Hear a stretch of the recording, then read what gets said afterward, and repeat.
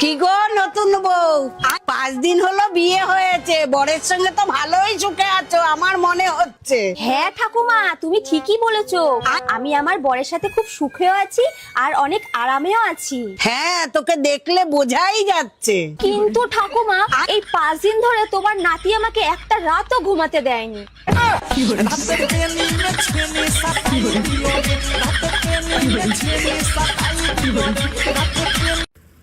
পৃথিবীতে এমন কোনো জিনিস নেই যেটা মেয়েরা পারে না।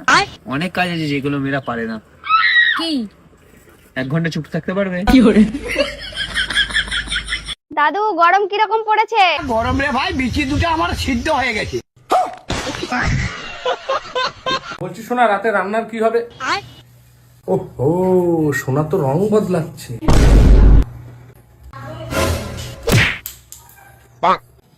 দাঁড়া।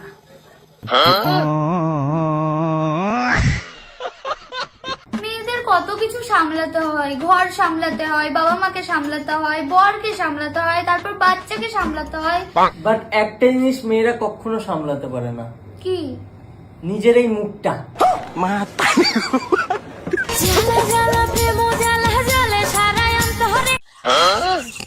যে মেয়ে যতই শিক্ষিত হোক, সুন্দরী হোক, এ চাকরি সে পাবেই বিনা ফর্ম ফিল আপে। আচ্ছা বলো তো, মেয়েদের তৈরি সব থেকে বড় যন্ত্রের নাম কি? ষড়যন্ত্র।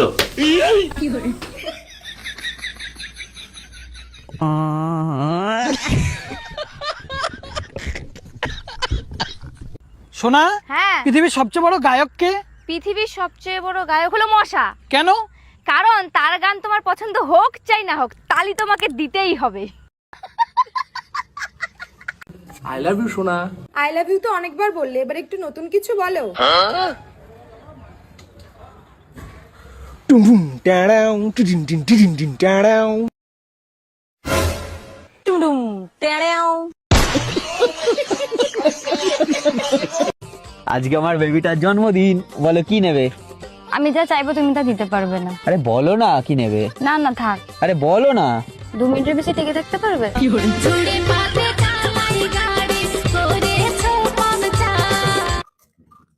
এই যে যেভাবে গাড়ির যত্ন নিচ্ছ, সেইভাবে তো একটু বইয়েরও যত্ন নিতে পারো।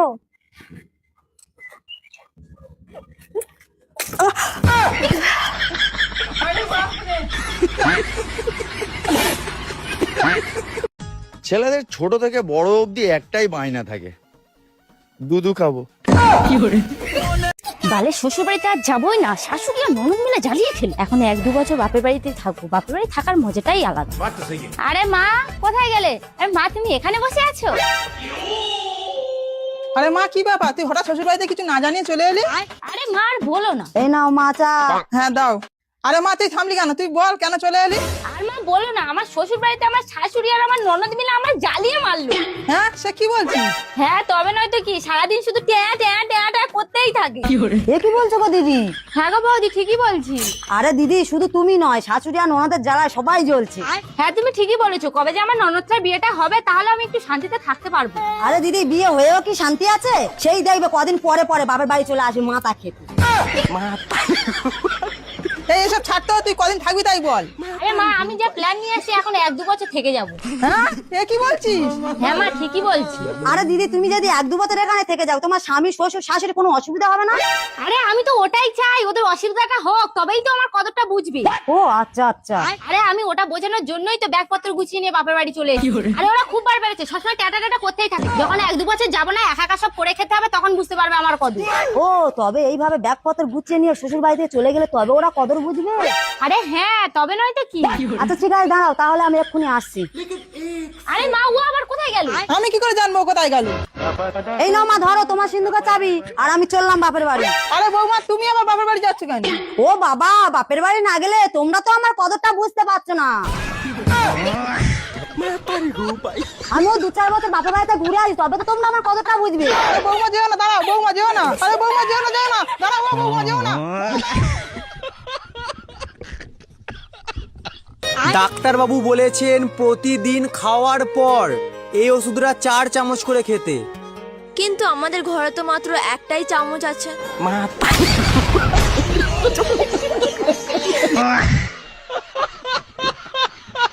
এই বলছি কি, কালকে তো তোমার জন্মদিন, তাহলে তুমি আমার থেকে কি গিফট নেবে বলো তো? কি গিফট নেব বলো তো? আমি যা চাইবো তুমি তা দিতে পারবে না। আরে না পারবো, তুমি বলে তো দেখো। তোকে কিছু গিফট দিতে হবে না, তুই 2 মিনিটের বেশি টিকে দেখাস।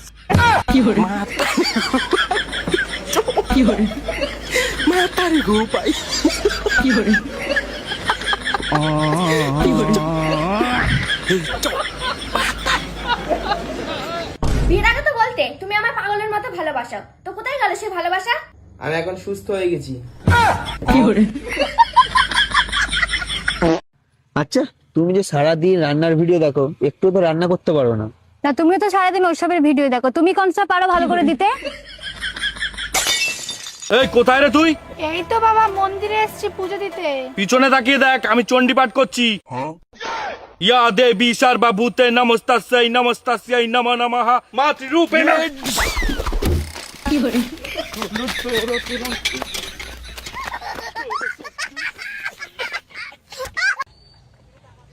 বল কেন গেছিলি? I love you. আচ্ছা চাকরি করিস তুই? না। তাহলে আমার খরচা কি করে উঠাবি? খরচা উঠাতে হবে, তাছাড়া কি? তাহলে ভালো, তাহলে বাঁচবো না, থাক। भोसड़ी वालों की तारीफ मुमकिन नहीं, भोसड़ी वालों की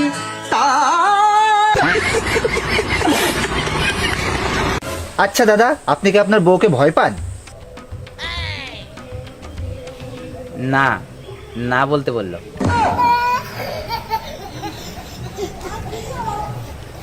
আচ্ছা তুমি কত টাকা স্যালারি পাও? এই 20,000 টাকা, আর ওপর দিয়ে 15-16,000 টাকা হয়ে যায়। আর তুমি কত টাকা ইনকাম করো? আমার তো 15,000 টাকা স্যালারি, আর নিচ থেকে 50,000 টাকা হয়ে যায়। ও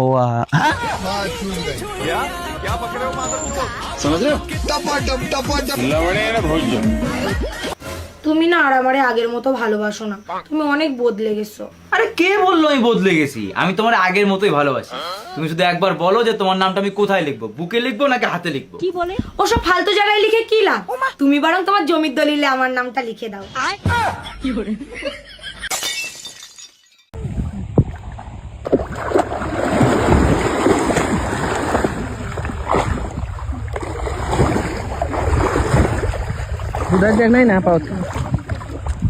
শোনো না, বলছি বাড়িতে না কেউ নেই। এ মা, কাকু কাকিমা কেউ নেই বাড়িতে? রাতে বেলায় তখন ঘুমাবি, ভালো করে দরজা জানলা বন্ধ করে ঘুমাবি। সে তো করবই, যদি একা কিছু হয়ে যায় তখন? সুজা একসাথে কল করবি আর করে চিল্লাবি, আর লোকজন জড়ো করে নিবি আশেপাশে।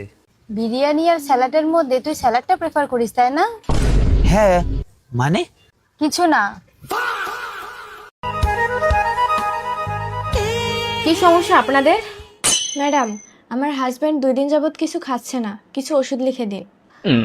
আপনাদেরকে আমি কিছু ওষুধ লিখে দিচ্ছি, আপনার স্বামীকে ওষুধগুলো খাওয়াবেন আর রাত্রেবেলা দুধ খাওয়াবেন।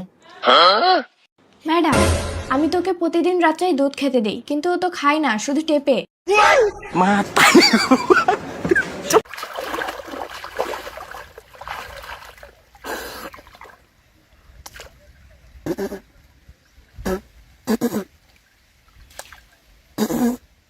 শালা, এই জলটা এত গন্ধ কেন বে? বাইগা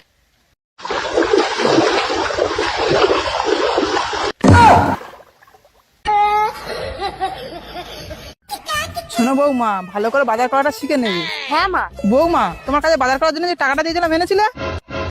মা টাকাটা তো টেবিলে রেখে এসছি, একদম আনতে ভুলে গেছি মা।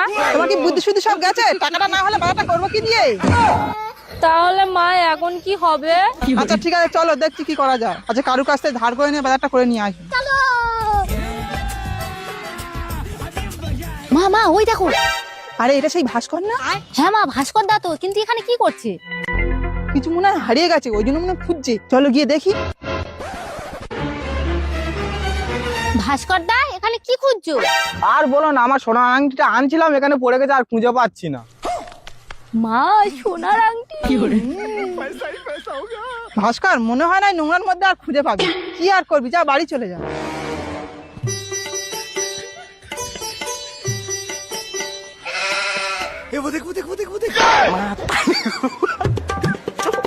মা আর কতক্ষণ খুঁজবে? আরে সোনার আংটি এত সহজে কেউ ছেড়ে চলে যায়?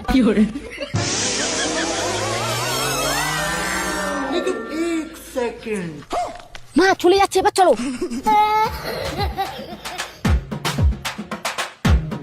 বৌমা তুমি ওই দিকটা খোঁজো, আমি এই দিকটা খুঁজি।